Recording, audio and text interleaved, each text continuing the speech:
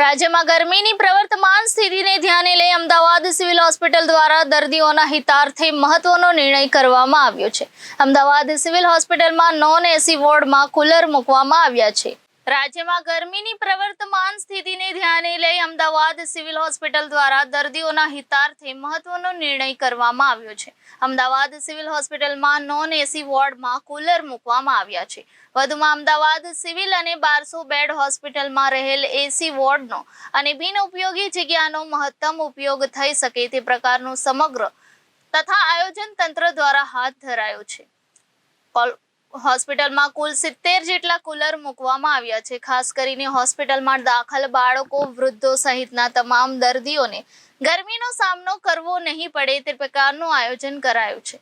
બાળકોને 1200 બેડ હોસ્પિટલના O5 આઈસીયુમાં shift કરી દેવામાં આવ્યા છે। ગાયનેક વિભાગના બધા જ દર્દીઓને D4 અને D5 વોર્ડમાં શિફ્ટ કરીને કુલર મૂકવામાં આવ્યા છે। ઓપીડી વિભાગની અંદર પણ વચ્ચે બેસવાની જે જગ્યા છે તે વોટિંગ એરિયામાં કુલ 4 જેટલા તેમજ સિવિલના બિનવારસી વોર્ડ અને જીવની સિવિલ હોસ્પિટલમાં રહેલ તમામ વોર્ડમાં 2-2 કુલર મૂકવામાં આવ્યા છે। ટીબી વોર્ડમાં પણ કુલ 4 જેટલા કુલર ઇન્સ્ટોલ કરાયા છે।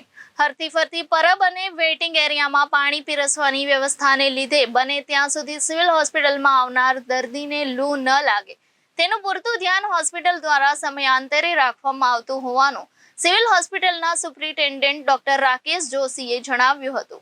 Bureau report Janadesh news, Ahmedabad.